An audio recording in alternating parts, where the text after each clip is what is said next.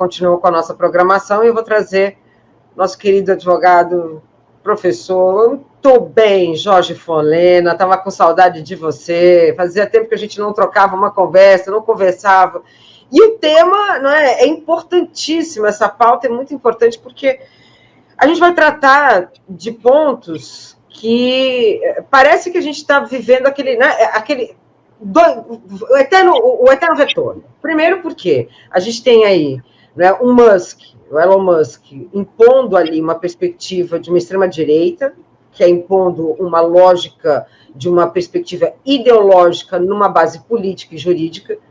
Eu vou começar por aí e já passo para você, porque isso me lembra muito o Steve Bannon, quando ele fala que a gente tem que usar a sociedade, modificar a sociedade através de um corte e mudanças da percepção do que é a realidade, e a partir daí você constrói uma nova realidade.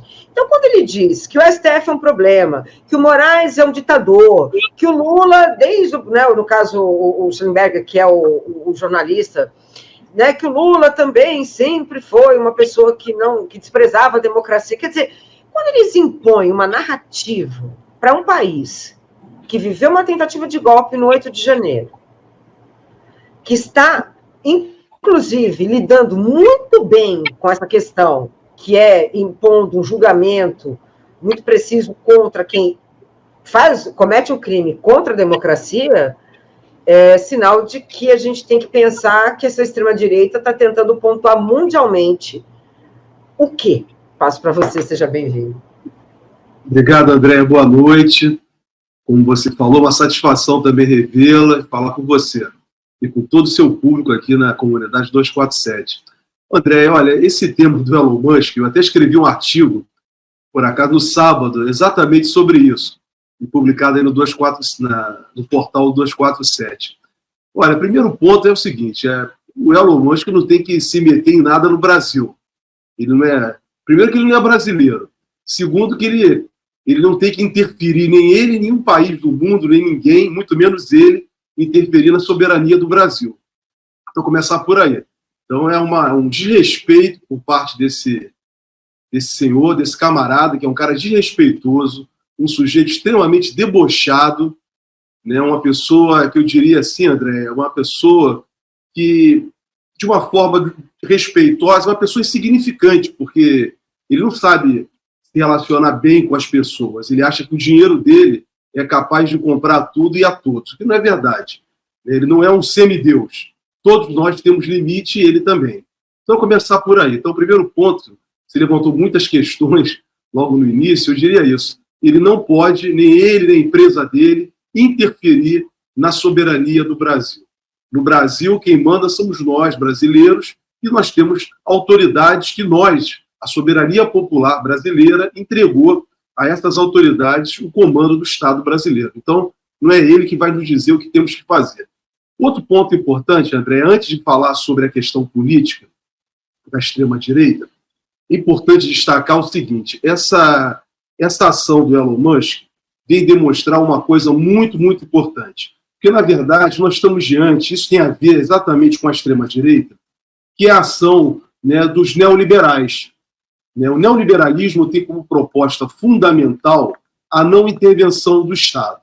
Ou seja, as empresas, os donos do dinheiro, que hoje no mundo corresponde a menos de 1% da população mundial, da qual esse camarada faz parte, então eles se acham no direito deles ditarem as regras para todos os estados, para todos nós. Quer dizer, a Constituição é a deles e não as nossas. Os países soberanos, que vão ditar para eles. Então, esse é um ponto importante, André, porque isso nos possibilita, a todos nós aqui no Brasil, porque nós tivemos nos últimos 4 anos, eu diria 6 anos, 2 anos do Temer, mas principalmente nos 4 anos de Bolsonaro e de Paulo Guedes, um governo no Brasil que nós chamamos de ultraliberal, neoliberal, um governo que tinha como base uma lei que foi proposta pelo Bolsonaro por meio de uma medida provisória, chamada da liberdade econômica. O que quer dizer essa lei da liberdade econômica? Que é empregada em todos os países em que os neoliberais chegam ao poder. Está acontecendo agora na Argentina, para que todos possam entender e o que passou no Brasil. Essa lei da liberdade econômica é exatamente o que eu falei. Quer dizer que o Estado não pode interferir nas atividades econômicas, não pode interferir no interesse dos empresários. Isso é um brutal equívoco. E o Elon Musk nos possibilitou, nesse momento, discutirmos isso no Brasil. Discutimos exatamente isso. É o que as Big Techs querem fazer. Elas se acham donas do mundo. A constituição delas é aqueles termos que eles nos apresentam quando nós nos submetemos às redes sociais deles. Então, o que vale para eles é isso. Eles é que ditam o que temos que fazer e o Estado não pode fazer nada. Então, o Elon Musk está, além de tudo, transpossibilitando, como eu estou querendo destacar, André, exatamente isso. Discutirmos em todo o país qual é o papel do Estado. Qual é o papel do Estado brasileiro? Ou seja, o papel do Estado brasileiro, segundo a Constituição do Brasil, é exatamente isso, atuar na fiscalização e normatização das atividades econômicas. As empresas não podem tudo. Temos liberdade.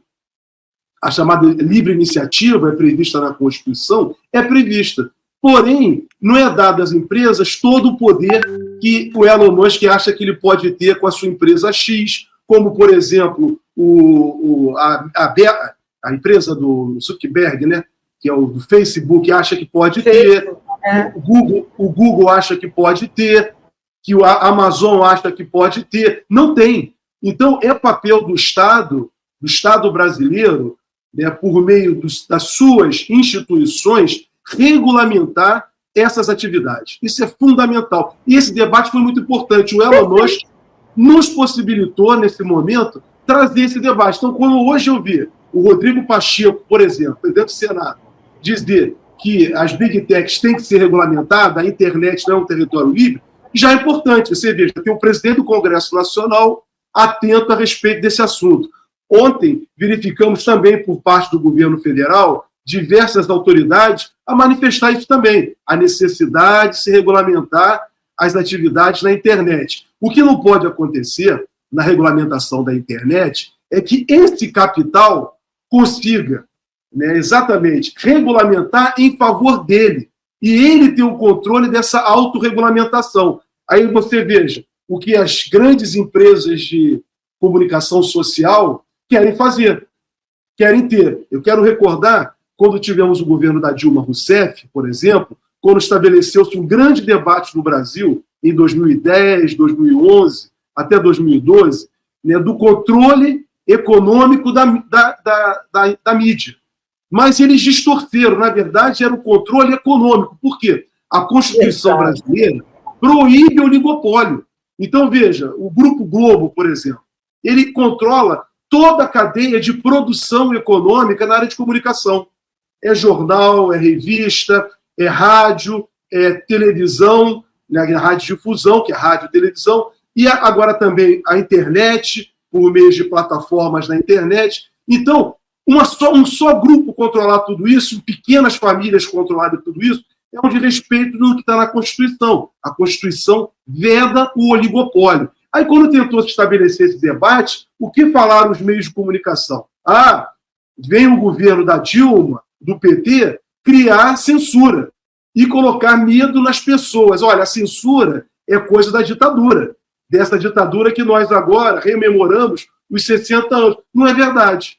Na verdade, o que nós estávamos discutindo naquela oportunidade é que as empresas de comunicação social, chamada mídia corporativa, mídia empresarial, melhor dizendo, ela tem que ter limites também, porque eles mentem vergonhosamente, influenciam no processo eleitoral, influenciam de acordo com os interesses dos seus patrocinadores. Então, isso tem que ter uma intervenção do Estado, tem que ter um controle efetivo do Estado. Agora, como fazer esse controle?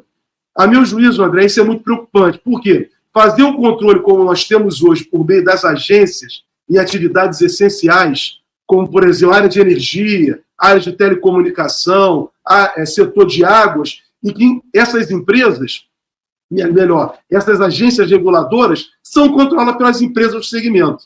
Então, nesse debate da internet, nós estamos falando em regulamentação, né, dessas Big Techs, do setor das Big Techs em que elas atuam, mas não podem eles controlarem, eles serem os controladores desse controle que se quer fazer por meio de prepostos que eles vão colocar aí. nessas agências. Isso que me preocupa muito. Então, eu queria fazer esse destaque, já que você abriu o leque aí bem amplo, né, primeiro para falar sobre isso. Segundo, agora, André, a questão, né, exatamente na questão política, a questão da extrema-direita. A extrema-direita está intimamente relacionada, vinculada à questão do neoliberalismo, como eu falei. No último governo do Brasil, isso ficou claro. Vejo o que está acontecendo no governo da Argentina, vejo o que ocorre em outros governos pelo mundo afora, em que os neoliberais controlam o Estado, controlam o poder. Então, o que acontece? Essa extrema-direita está exatamente a serviço desses muito, muito ricos, que só sabem viver, André, olha que contradição. O Elon Musk fala de censura, mas exatamente são esses ultraliberais que propõem e que defendem pelo mundo afora exatamente estados de exceção, estados de controle. Ou seja, exemplo, Bolsonaro no Brasil. O que o Bolsonaro queria fazer no Brasil é implantar uma ditadura. Veja, aqueles decretos que foram apreendidos, né, pela Polícia Federal, você veja ali, garantia da lei da ordem, estado de sítio. Ou seja, os neoliberais, né, para eles, o que existe, na verdade, para poder manter esse estado injusto de concentração de renda e exploratório sobre a humanidade, só pode se dar de uma maneira, por meio da repressão, e dessa repressão feita exatamente por meio de sistemas políticos autoritários, repressivos, que estão a serviço da proteção do capital dos muito ricos contra o interesse da classe trabalhadora. Então, esse é o debate, né, a meu modo de ver, muito importante que nós temos que estabelecer diante do Elon Musk e de outros muito ricos que tem pelo mundo afora, que não pensam na sociedade como um todo, pensam só neles, desde o que aconteceu, por exemplo, recentemente durante a Covid. A Covid é o melhor, talvez seja um grande exemplo do que aconteceu no mundo. Falavam muito em liberdade, eles falam muito em liberdade, queremos liberdade, mas querem liberdade para impor um Estado autoritário. Só para terminar, André, de voltar para você, queria lembrar uma passagem que tem nos estudos de ciência política, quando se estuda sobre liberdade nas faculdades, né, um dos autores que é estudado, um dos autores clássicos estudados é um liberal, né, chamado John Stuart Mill, que trata das liberdades. E qual é a base das liberdades? Exatamente, você tem a liberdade vai até onde você não pode prejudicar o outro. A partir do momento que você começa a prejudicar o outro, ou ofender o outro, ou causar dor ao outro, essa liberdade tem que ser estancada pela sociedade. E aí a sociedade, no caso, representada pelo poder público. Então, o Bolsonaro fala muito em liberdade. Eu quero liberdade. Uma liberdade para quê? Para causar mal às pessoas, causar doença às pessoas, como ele fez durante a Covid, queria que as pessoas circulassem para morrer. Liberdade para poder apontar a arma em direção das pessoas e colocá-las na prisão, como ele falava, que 30 mil tem que morrer. Então, quer dizer, essas pessoas, a liberdade que o Elon Musk defende, que o Bolsonaro, por exemplo, e seus seguidores defendem no Brasil, pelo mundo afora, né, não é uma liberdade, né, aquela pautada na essência, que a liberdade tem como base fundamental o indivíduo poder suprir as suas necessidades fundamentais. Sem abrigo, sem alimentação, sem conhecimento, não é possível falar em liberdade. Então, essa é a base estrutural do conceito de liberdade. E quando você vai ouvir Elon Musk defender isso, quando você vai ouvir Bolsonaro defender isso, jamais. Então, Bolsonaro não conhece, na verdade, ele conhece, ele jamais vai defender o que é liberdade. Ele não quer ver o trabalhador ter uma vida digna, ele quer que o trabalhador seja todo o tempo explorado.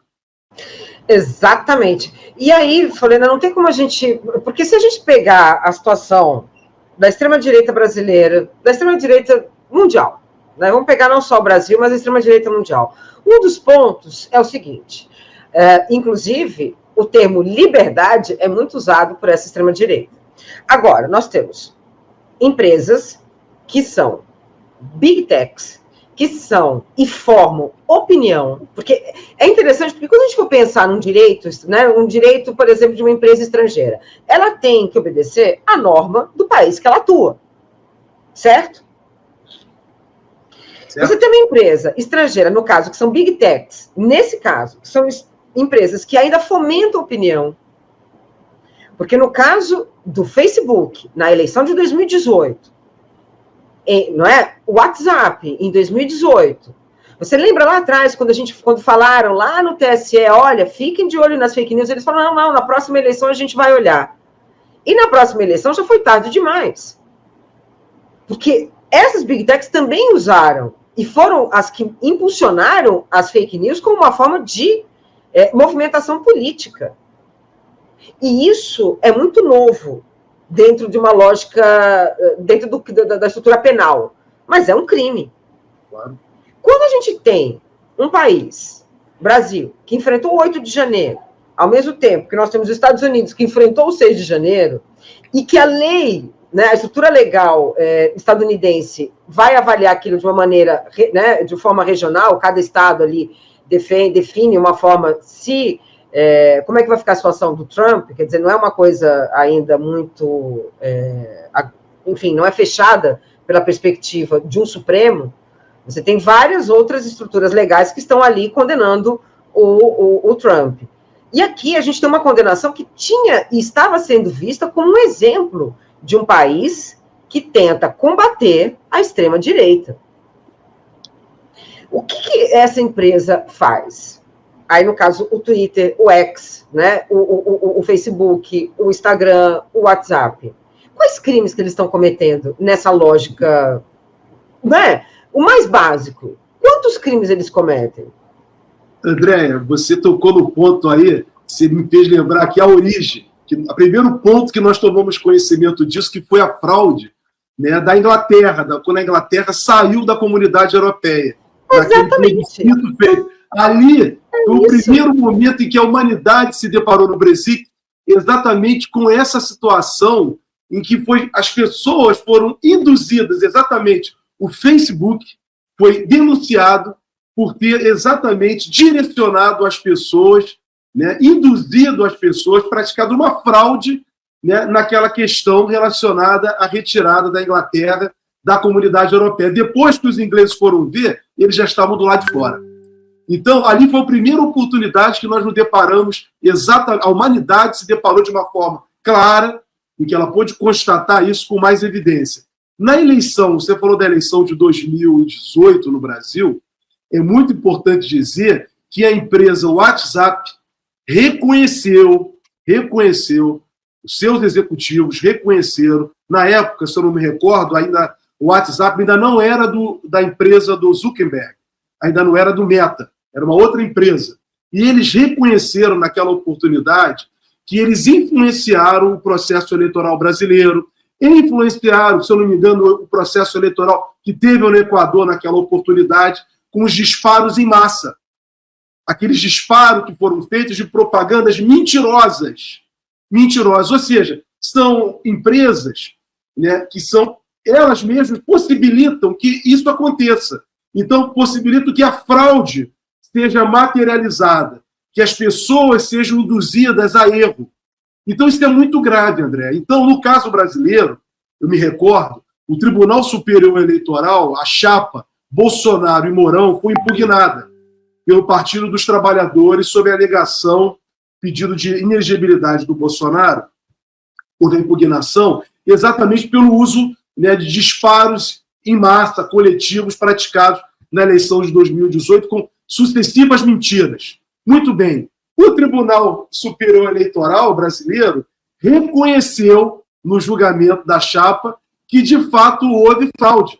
Mas disse, olha, e foi muito infeliz o Tribunal Superior Eleitoral naquela oportunidade. Olha, nós não vamos, né, não vamos não vamos acolher o pedido do Partido dos Trabalhadores, reconhecemos o erro, reconhecemos que houve esse induzimento, mas vai ficar daqui para frente, para as próximas eleições presidenciais. Foi exatamente o que veio acontecer na eleição de 2022, em que o tribunal, né, tentou se aparelhar melhor tentou compreender melhor o que se passou. Mas o que é muito grave nisso, André, é o reconhecimento por parte das autoridades de que houve fraude. Houve fraude na eleição de 2018 no Brasil, reconhecido pelo Tribunal Superior Eleitoral. O que ele tinha que ter feito é exatamente, né, e aceitar a impugnação da chapa Bolsonaro e Mourão, cassando o mandato deles e fazendo uma nova eleição. É isso que deveria fazer. Ou então que o segundo colocado assumisse o cargo lá, assumisse a presidência da República. Mas não fizeram isso. Resolveram fazer um contorno naquela oportunidade, né? E sabendo que cada vez mais vai se intensificar as mentiras por meio desse mundo digital. Ao ponto, André, de nós termos durante 4 anos no Brasil um governo, olha, pago pelo erário brasileiro, dentro do governo, aquilo que foi denominado pela justiça brasileira, pelo Congresso Nacional, por meio de uma comissão parlamentar de inquérito, e por meio também agora do Poder Judiciário, do chamado Gabinete do Ódio. Veja, o Estado brasileiro, dentro da sua estrutura, dentro do governo do Brasil, tem reconhecido por outras instituições do Estado brasileiro que tinha um Gabinete do Ódio, promovendo mentiras, ataques, distorção à imagem das pessoas. André, vou te contar uma coisa. Esse final de semana, eu nunca tinha passado por essa situação. Por causa desse artigo que eu fiz referência no início, que foi publicado no 247, invadiram as minhas redes pessoais, me atacando de coisas assim, sabe? Coisas muito baixas, coisas que realmente você fica assim horrorizado no comportamento das pessoas. A maior parte dos ataques, eu identifiquei e pedi depois especialistas que identificassem para mim, verificaram que era por parte de robôs. Eram robôs. Mas alguns eram pessoas mesmo, tomadas de ódio.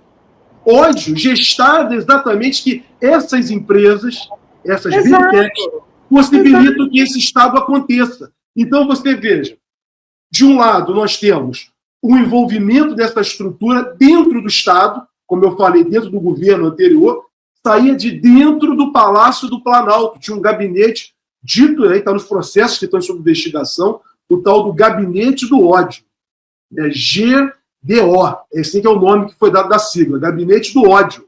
Dentro do governo, ou seja, pago pelo erário, pago pelo contribuinte. Pessoas que recebem, pagas pelo cidadão brasileiro para promover o ódio, o caos.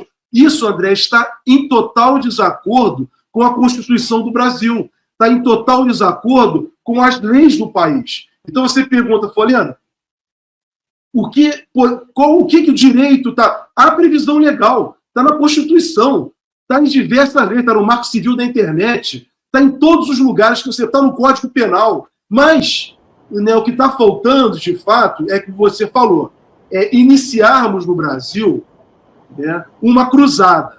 Essa cruzada não é, como eu digo sempre, isso não é de um poder, não é o poder judiciário. O poder judiciário é o poder que nós, sociedade, a soberania popular, entregamos essa deliberação nossa, sociedade, que é o Estado brasileiro, que somos nós, ao poder judiciário para regulamentar e fiscalizar isso. Então, não tem herói. O ministro Alexandre de Moraes não é o super Alexandre de Moraes. Não é. Ele está fazendo o que ele tem que fazer, ele é obrigado a fazer. Ele está investido pela autoridade da soberania popular, por meio do Estado brasileiro, para fazer essas investigações. Os ataques que são dirigidos ao Alexandre de Moraes, André, são ataques que também são dirigidos a toda a sociedade brasileira. São ataques que são desferidos contra a Constituição do país. Do país. Então, eles estão atacando todo o Estado brasileiro. Então, André, isso é muito importante. Há mecanismos na sociedade, hoje há uma conscientização. A extrema-direita no Brasil, por meio do Bolsonaro, passou dos limites. Chegou no ato. Eles tentaram, volto a dizer, já falamos isso eu e você diversas vezes, é importante que o tempo inteiro. Eles tentaram instituir uma ordem autoritária no Brasil. Eles tentaram revogar a Constituição de 1988 naquilo que é o Estado Democrático de Direito. Esse era o objetivo de Bolsonaro. Durante 4 anos ele trabalhou para desgastar as instituições e introduzir no Brasil um Estado autoritário, uma ditadura. Está muito bem documentado isso hoje. Há provas, a meu juízo, suficientes para ele vir a ser processado e responsabilizado. Já temos vídeos de reunião palaciana, como nós vimos, aquele vídeo que tornou-se público, né, pelo ministro relator do caso. Né, o Alexandre de Moraes é o juiz relator. Ele não é o super Moraes, tem que deixar isso claro para as pessoas também. Ele é o juiz relator. Qualquer outro juiz teria que fazer o que ele fez. Ele tornou público. Fez muito bem ele.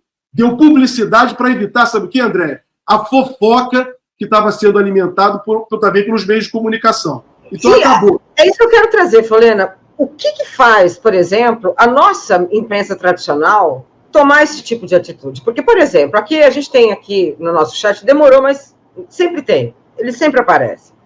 Tem uma pessoa aqui que ou ele está brincando ou ele é uma figura que foi ali doutrinada desde 2018 por uma lógica do ódio, que não leva um pensamento crítico, que não leva uma análise, porque dizer que ele é um mega empresário, o cara que compra o Twitter e diminui o valor dele no mercado, pera lá, né? Não sei que mega empresário é esse. Não é uma pessoa que entende a lógica do capitalismo com uma lógica da superexploração, que tem devaneios de ir para viagem espacial, ao mesmo tempo que trata o funcionário dele como escravo, e tem essa lógica de dominação mundial a partir de fake news, de desinformação, utilizando essas empresas e empresas de comunicação, no mínimo, é um perverso, no meu ponto de vista. É uma pessoa que você tem que tomar muito cuidado. E que pode trazer problemas, sim, seríssimos. A gente vê um problema sério, é o que está acontecendo, por exemplo, nos Estados Unidos. O Trump pode vir a vencer as eleições, ele pode ser preso e pode governar preso. A gente quase passou aqui por uma crise, por um golpe, de 8 de janeiro, mas a gente quase viveu um caos por conta da Lava Jato, né, por conta de uma perseguição absurda. Lembrando que ontem foi aniversário da prisão do Lula, que só saiu porque a gente teve uma sorte tremenda do Delgatti, né, chegar naquelas... Porque senão ele poderia estar preso, e é um fato. Uhum. E ela vem da mesma forma que surgiu o Brexit, usando o mecanismo das redes como uma forma de desinformar. Hoje as redes desinformam. É comum, por exemplo, e eu via isso quando eu dava aula, de alunos falarem assim, mas ele é bom, ele é empresário, empresário é bom. E aí ele vai dar a internet. E aí, quando você começa a explicar que essa lógica do empresário é exploração, né, aí começa a entender que esse bom é bom para quem? Né, para os interesses dele. Mas, efetivamente, nós temos hoje uma extrema-direita que, basicamente, lida com a desinformação. Nós temos um alcance dessa extrema-direita quando uma pessoa como Musk se sente no direito de aliar-se a Bolsonaro, porque você vê que tem ali uma estratégia. Né? O Bolsonaro já falou novamente, essa semana, agora, esses dias, ele falou do Twitter. E quando ele critica o Moraes, ele dá um espaço para Bolsonaro. Há 3 semanas da elucidação de suspeitos pela morte de Marielle. Olha como as coisas parecem que elas estão desconectadas, mas ela tem uma conexão. A ideia é desacreditar o governo brasileiro, desacreditar a justiça brasileira, e a partir daí fazer o quê? É um desmonte total. Porque, segundo Steve Bannon, você tem que desmanchar a sociedade e construir outra. Quer dizer, a partir do momento que eles querem criminalizar o governo Lula e criminalizar o STF, o que eles procuram? O que vem depois? E aí eu coloco a imprensa tradicional. E o que essa imprensa tradicional não percebe ao defender Elon Musk? André, a imprensa tradicional, ela está exatamente representando, ela não vai ser contra o Elon Musk, não vai ser contra as Big Techs, porque ela faz parte dessa estrutura exatamente, né, da concentração de capital. Eles são ali, essa estrutura empresarial, oligopolista, né, está exatamente para defender os interesses dos muito ricos. Eles são os porta-vozes da classe dominante, no caso, particularmente, da classe dominante brasileira ou da classe dominante universal. Então, eles não vão ser contra. Não, mesmo contrariando, veja, o liberalismo, né, ele é interessante como princípio político. né? Mas ele é cheio de contradições. É cheio de contradições. Então, ao mesmo tempo em que os liberais falam, né, em liberdade, eles, por outro lado, também, né, vejam, impõem, eu já disse isso hoje aqui, estados de exceção. Isso fica muito claro, muito evidente. Eles são os fundadores do estado de exceção. Isso aí, inclusive, não é minha essa afirmação do filósofo italiano Jorge Agamben. Colocou isso muito claro a partir do 11 de setembro, em que ele resgatou isso para todos nós. A estrutura do estado de repressão, do estado de exceção, que é o estado de sítio, ele é uma construção dos liberais.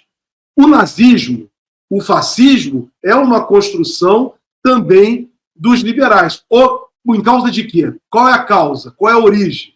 Exatamente a concentração de capital. Brutal. Essa concentração de capital, que, como você falou, leva a uma exploração inesgotável, né, da classe trabalhadora em todo o mundo, e faz também com que a classe trabalhadora não tenha a percepção de classe. Quando você ouve seus alunos, né, nós ouvimos os alunos comentarem conosco exatamente que ele é um empresário bom.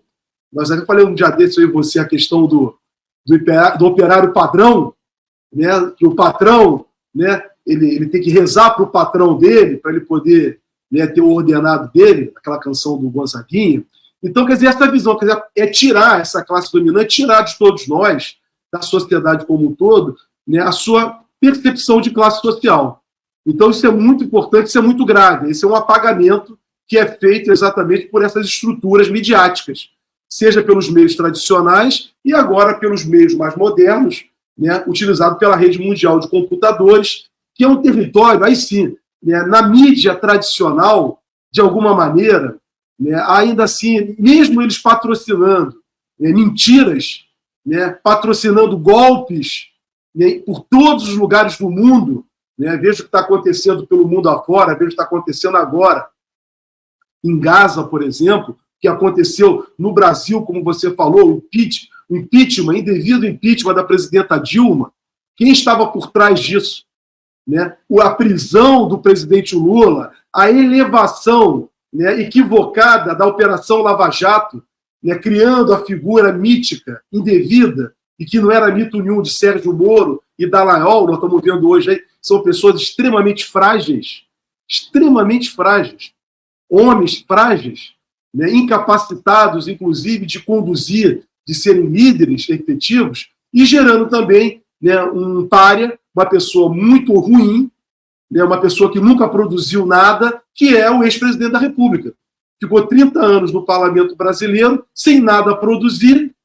Quem era a pessoa ideal para esse estado de exceção, para essa classe dominante exploratória, que não quer cumprir regras, não quer essa classe internacional, esse neoliberalismo? Eles não querem soberania, eles não querem estados, eles não querem sociedades que possam se autodesenvolver por si próprias e se defender as suas riquezas. Eles só querem a exploração. Então, eles se valem de figuras, né, como o ex-presidente do Brasil, como o atual presidente da Argentina e como outros pelo mundo afora, como nós estamos vendo por aí. Então, Andréia, esse é o papel desempenhado por essa grande mídia. A grande mídia jamais, ela quando defende as instituições, é para defender as instituições para os interesses da classe dominante, jamais para defender por justiça, né, por inclusão, né, dos necessitados. No caso do Brasil, o Brasil é um país riquíssimo, com o povo pobre. Nunca não vou esperar jamais, por exemplo, das organizações Globo, uma defesa do povo brasileiro. Ao contrário, né, as organizações Globo jamais defenderam os interesses do povo brasileiro. Vejam, eu quero lembrar um outro episódio importante, André, que tem relação com esse tema e que fica muito esquecido, né, que foi, por exemplo, né, a entrega da base de Alcântara no governo começou com Michel Temer e terminou com Bolsonaro, ratificado pelo parlamento brasileiro. Ou seja, é uma concepção, é um pensamento, né, de uma classe dominante que não tem respeito à soberania, ao desenvolvimento do seu país, às riquezas que nós temos. Então, era para eles mais fácil entregar, né, ao invés de nós termos um projeto de desenvolvimento tecnológico para termos lançamentos espaciais que são necessários para o desenvolvimento do Brasil, para a proteção da soberania brasileira, eles resolveram entregar isso exclusivamente ao controle norte-americano. Na base de Alcântara, no Maranhão, só pode lançar foguetes, por exemplo, ou fazer qualquer atividade, se tiver tecnologia 100% americana. Então, o Brasil, né, não pode desenvolver uma tecnologia interespacial, por exemplo, porque tem que submeter aos interesses norte-americanos. Essa é a classe dominante brasileira.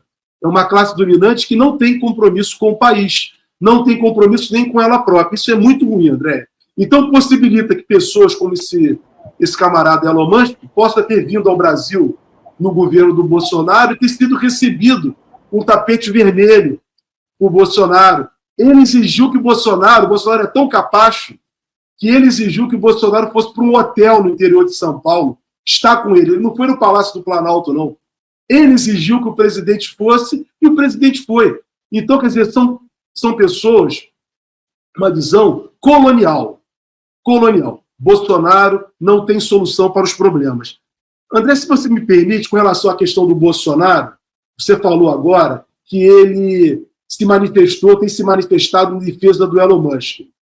Né, agora, antes e agora, nesse momento. Inclusive, né, fazendo convocação para o dia 21, para fazer aquela bagunça dele. O que acontece é que ele está morrendo de medo, André. E a decisão do Alexandre de Moraes, que saiu hoje, né, contra o Elon Musk, exatamente contra o Elon Musk e contra o X, a empresa dele, tem um detalhezinho ali que talvez passou despercebido de alguns, eu queria dar luzes para isso. O Alexandre de Moraes faz referência à petição 12.100.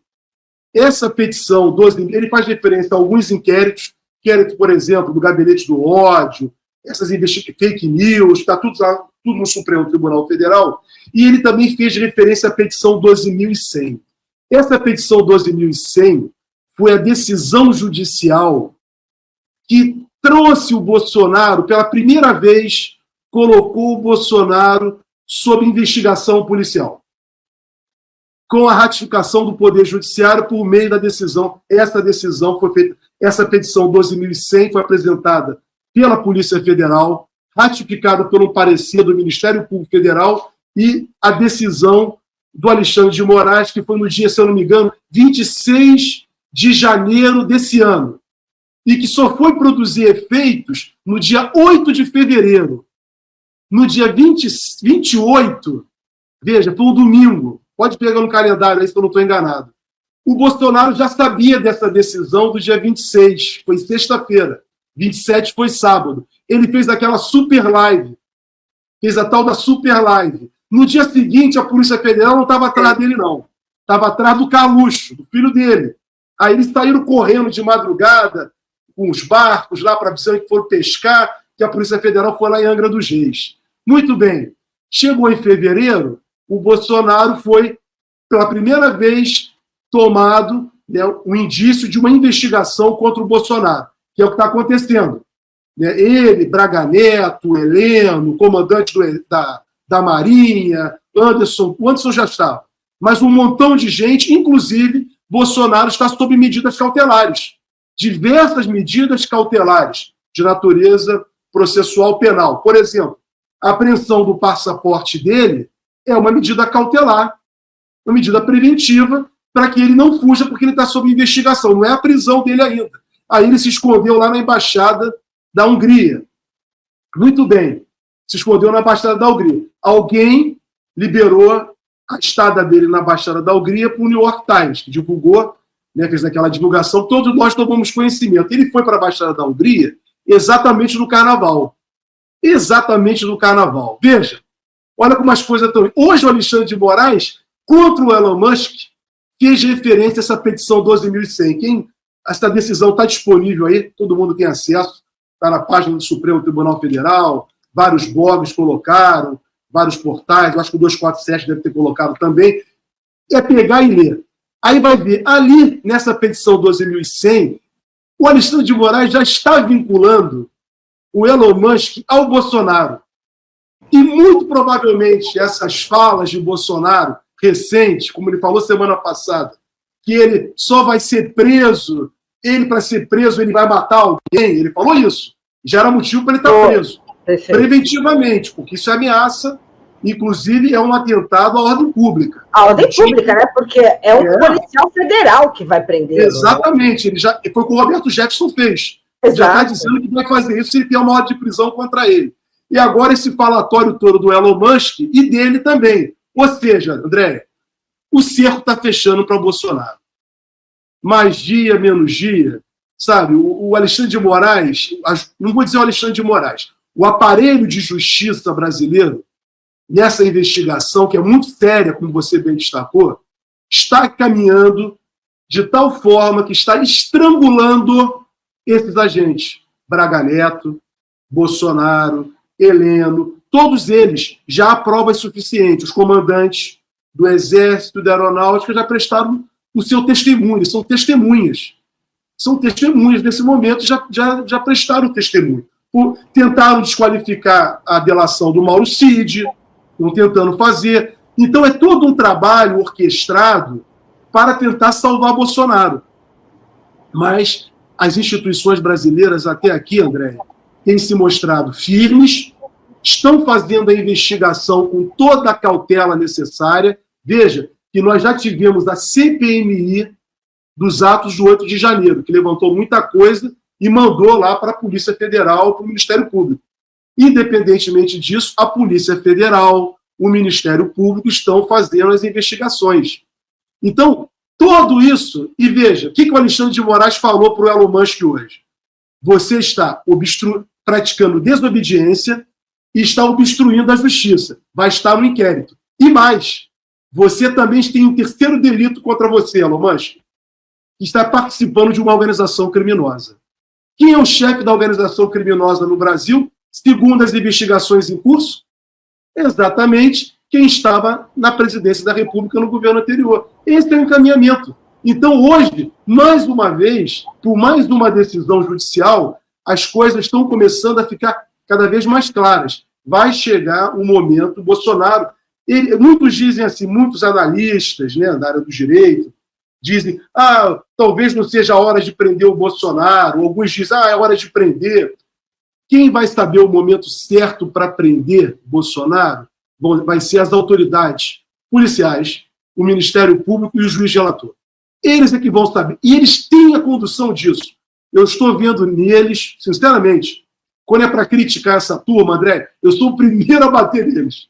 Com respeito, obviamente, não de uma forma aliviana. Não, sim. Mas só criticar. Mas eles estão conduzindo, sabe, de uma forma primorosa até aqui. E estão nos possibilitando, a todos nós, por que eu estou discutindo isso? Porque está vindo a público. Então eles estão dando publicidade. Quando dá publicidade, a sociedade pode estar conhecendo o que está se passando e começa a criar também uma consciência. Uma consciência. É difícil? É difícil. Por quê? O Bolsonaro faz parte do jogo político, ele está politizando uma situação que é jurídica. Ele está diante de graves acusações. Não é apenas crimes contra o Estado Democrático de Direito, não.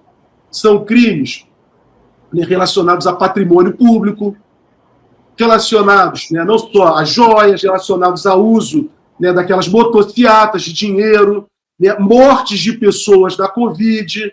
É uma sucessão de delitos que ele está... Falsificação de cartão de vacinação, coisa muito séria. É falsificação de documento público. É um crime sério. Reclusão de 1 a 5 anos, por exemplo. Então, veja, são muitos delitos, André. Então, cabe a ele, a defesa dele, né? A defesa dele é sair do jurídico, tirar a questão jurídica de foco e politizar isso. Mas nós não estamos, nesse caso, a discussão, a meu ver, aí a sociedade tem que compreender isso, nós temos que tratar essa questão como uma questão jurídica. Legal. Houve violação da lei? Tem que ser assegurado a ele o contraditório, a ampla defesa, a presunção de inocência. Se ele estiver extrapolando, colocando em risco a ordem pública e a instrução criminal, prisão preventiva. Medidas cautelares já estão sendo tomadas. Então, André, é importante, porque isso tudo está relacionado a Elon Musk. A vinda do Elon Musk agora, né, essas falas dele, pode até não ter tido uma relação, mas ele nos possibilitou um montão de coisas. nos possibilitou discutir a concentração de capital, nos possibilitou discutir a necessidade da intervenção do Estado na ordem econômica e que as empresas não podem tudo, que o neoliberalismo propõe, nos propôs também discutir a questão da regulamentação necessária das big techs, mas de que maneira? Não da maneira que eles querem fazer junto com os meios de comunicação, mas um controle efetivo dessa atividade de uma forma democrática, que não haja exatamente os abusos praticados pela concentração de capital, e nos possibilitou também trazer o Elon Musk e toda essa quadrilha internacional, essa organização criminosa internacional da extrema-direita, para o processamento de Bolsonaro. O Elon Musk já ontem está respondendo. Muito provavelmente ele não vai vir mais ao Brasil. O dia que ele vier ao Brasil, se ele for condenado, ele pode vir ser preso.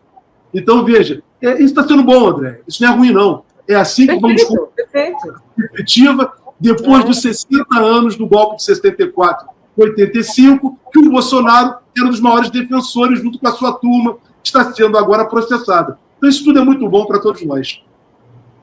É isso aí, Flena. Eu estava aqui, desculpa que em algum momento você me via rindo, porque tem alguns bolsonaristas entrando, e é triste. Eu rio, mas eu rio de tristeza. Tamanha a forma como a desinformação chega. É muito triste, quer dizer, e aí as redes sociais, elas têm esse papel, a forma como as fake news ampliaram, e as pessoas, porque elas abriram mão de pensar, não tem pensamento crítico, não tem pensamento científico, não consegue juntar Lé com Cré. Mas eu só queria responder a uma só, né, que foi a do iPhone, que essa me dói demais, né, que falando que a gente é de esquerda e como que a gente pode gostar de iPhone. Eu falei, meu querido, a gente quer que eu tenha iPhone, que você tenha iPhone, que a classe trabalhadora toda tenha iPhone. Não é, Folena? O nosso problema é que a gente não quer só para nós, não só para a classe dominante, a gente quer para todo mundo, inclusive para você, que continua ali reverberando os anseios daquele que tem muita grana e você jamais vai chegar a ter. Isso que é triste nessa história. Folena, agora vamos lá, fechando a nossa conversa. O STF, no caso, o Moraes, né, determinou uma multa para enfim, tem multa para a plataforma, mas tem um processo para o Elon Musk. Uhum. Simbolicamente e efetivamente, né, juridicamente e simbolicamente, o que isso significa? Qual é o caminho a partir daí? Porque isso, mais uma vez, a gente está indo para o final só para a gente fechar, mas já fica aqui para uma conversa maior, porque isso tem a ver com o direito internacional e tem a ver também com a soberania nacional. Passo para você. André, primeiro ponto, dizer o seguinte, a empresa do Elon Musk, né, a empresa X, antigo Twitter, ela tem base no Brasil. Então, essas investigações, essa que está sob crime, né, um crime dele, que eu destaquei, é desobediência, não respeitar as ordens, né, do Tribunal Superior Eleitoral e até mesmo nesses casos que estão em curso no Supremo Tribunal Federal. Para isso, foi aplicada uma multa sancionatória pecuniária em caso de descumprimento. Ele disse que iria descumprir as ordens judiciais já tomadas, que impedia, por exemplo, de alguns bolsonaristas, né, que de forma contumaz e reiteradamente praticaram diversos delitos, inclusive violações ao Estado Democrático de Direito, né, eles tiveram uma sanção, pedindo que essas pessoas estavam colocando em risco outras. É a tal do limite da liberdade. A liberdade tem limite, sim. Se você causar mal a outro, você não pode ofender as pessoas. Se você ofender, você vai ter que arcar com aquela consequência. Não pode propor, por exemplo, né, atos criminosos, como estavam sendo feitos. Eram atos atentatórios ao Estado Democrático de Direito. E essas pessoas foram, né, o Poder Judiciário brasileiro, que está de acordo com a Constituição, não pode o governo fazer, né, nesses casos judicializados, onde há violação à lei, só o Poder Judiciário é o único poder no país que determina, né, que pode determinar uma medida dessa natureza. E está de acordo com a Constituição do Brasil. O Poder Judiciário foi provocado e, ao ser provocado, verificou que havia uma infração às leis, à Constituição, e deu uma ordem. E tem que ser cumprida. Não pode o Elon Musk descumprir e as suas empresas no Brasil. Ele mandar como dono, como CEO da empresa, né, como gerente maior dessa empresa, para que as pessoas possam compreender, dizer que não vai cumprir. Então, se descumprir, foi dado a ele aí, vai ser dada à empresa uma multa sucessiva. cada dia R$100 mil por pessoa, em que eles vierem a descumprir. O Elon Musk está descumprindo o Código Penal, desobediência, e obstaculizando a atividade da justiça. Por isso ele está sendo investigado criminalmente. Então, é aí que se passa. E nisso tudo, ele também, como eu destaquei, foi relacionado, né, foi colocado dentro de todo esse cenário, dentro daquilo que tem sido denominado criminalmente como um delito de organização criminosa. Então, esse é o cenário. Então, isso não é o direito internacional em si, é o direito nacional. A soberania do Brasil tem que ser respeitada. Esses atos estão se passando dentro do território brasileiro, por uma empresa que tem atividade no Brasil. No Brasil. Ele é um estrangeiro que está atentando às leis brasileiras, está praticando crime no Brasil. Então, ele tem que responder de acordo com as leis brasileiras, de acordo com a soberania do Brasil. Esse é o ponto central. Não tem discussão, além disso, com relação ao tema. Se vai ser execuível, se 100 mil é pouco para ele, isso pode ir agravando. Ô, André, inegavelmente, está sendo prejudicial para ele economicamente. Por quê? Ele tem que pagar multas, vai ter que pagar multas. Ele não está tendo, né, ele está tentando criar toda essa confusão exatamente, né, para tentar resgatar os negócios dele. Agora, muito bem, ele não está satisfeito, ele não é obrigado a operar no Brasil. Ele pode ir embora do Brasil, pô, como qualquer um. Entendeu? Não fala o tempo inteiro, não está satisfeito, vai embora. Na extrema-direita não fala isso. Ele não está satisfeito. O negócio no Brasil para ele não é lucrativo. Ele acha que é uma ditadura que tem no Brasil, o que não é verdade. Não há uma ditadura no Brasil. Ele trabalhou com uma ditadura, né? Ele quer uma ditadura no Brasil. Eles trabalharam para isso. Agora não há uma ditadura, com todo respeito. Todo respeito quem possa pensar de forma contrária. Veja, nós estamos debatendo isso abertamente, né, democraticamente. Não está havendo conluio. Eu vejo as pessoas, o Alexandre de Moraes está fazendo conluio. Eu não estou vendo conluio. Se tiver conluio, então são com os 11 ministros do Supremo Tribunal Federal. Aí é complicado, né? Você desacreditar o que eles querem fazer. Eles querem desacreditar o poder. Da mesma forma, nós queremos desacreditar todo o parlamento brasileiro. A relação de força elegeu o parlamento que está aí. É um parlamento inegavelmente conservador, né, com uma parcela reacionária e uma outra parcela, né, progressista. Mas é o parlamento que nós temos que convencer as pessoas, tem que se conscientizar, e na próxima eleição, daqui a 2026, né, na próxima eleição, ou mudar ou não. Se as pessoas quiserem um governo ou então um parlamento mais reacionário, vai ser. Isso é dentro da ordem democrática, é de acordo com as eleições. É isso que o sistema liberal nos apresentou, como que eles chamam de democracia. Essa é a democracia para o liberalismo. E está dentro da regra do liberalismo. O Bolsonaro é que está descumprindo com o Elon Musk. E para terminar, André, eu queria dizer uma coisa importantíssima. Quero dizer o seguinte: a rede mundial de computadores, ela não é necessariamente, ela faz parte do avanço tecnológico. A ciência, ela é muito importante para a humanidade. Veja, nós estamos aqui agora, eu e você, dialogando com milhares de pessoas que estão nos acompanhando. Isso é consequência do avanço tecnológico. Isso é muito bom. Antes nós não podíamos fazer isso. Hoje nós podemos fazer aqui, né? Nos possibilita, por exemplo, né, sem ter toda aquela estrutura, né, de muito dinheiro que tem que ter, tem a radiodifusão, tem que ter uma estrutura maior, né, com mais maquinário, com mais dinheiro, nos possibilita também ter possibilitar as pessoas a pensar, a refletir, a questionar e tudo mais. Então isso é importante. As redes são importantes. O que as redes não podem fazer é que os donos delas querem. Os donos dela querem controlar a humanidade. Aí é desvirtuar o papel da ciência, dos cientistas, do avanço tecnológico. O avanço tecnológico, André, está a serviço da humanidade, para o bem do homem, para nos dar saúde, nos dar vida, nos dar inteligência, e não para nos matar. Então, essa proposta que os donos das redes sociais, né, fazem, acabam desvirtuando o papel daquilo que é tão bom, que deveria ser bom. Sabe, Folena, e para a gente fechar, o que me irrita profundamente é o estereótipo, né? E a falta, por exemplo, de uma lei, de uma coisa pautada internacionalmente, do que diz respeito à herança, entendeu? Porque é muito menino rico rico através de um processo de herança, porque o Elon Musk é o típico riquinho, não é? É aquele menino que herdou, brinca com isso, né? Ele acha que é o grande ditador, né? Jogando ali, não é, o mundo, fazendo aquela paródia, né, do filme do Charlie Chaplin, mas que, na verdade, é isso, é um herdeiro que, né, não tem noção da vida, não tem noção do que é o mundo, não tem noção da política, não tem noção da estrutura econômica de um mundo, não tem.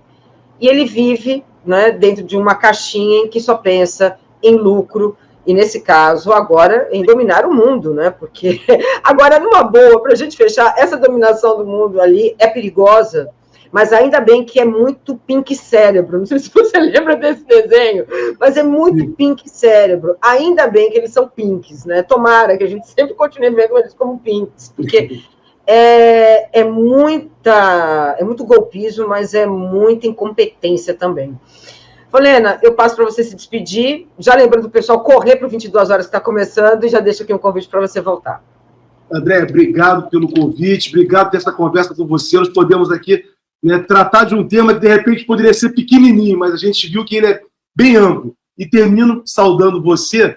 Você levantou agora no final, talvez o grande problema da humanidade, que é exatamente a questão da concentração de capital, que como mudar essa estrutura com essa classe dominante, né, que só enriquece. Então, essa é uma discussão, né, uma grande discussão que nós temos que fazer, mas para isso precisamos fazer o que você está fazendo aqui todos os dias, conscientizando a classe trabalhadora. Parabéns, André, parabéns a todos aí do 247, o trabalho que vocês fazem. É isso aí, é só conscientizando, porque, né, a classe dominante vai fazer leis sempre que favorecem a eles, né, contra o interesse da maioria.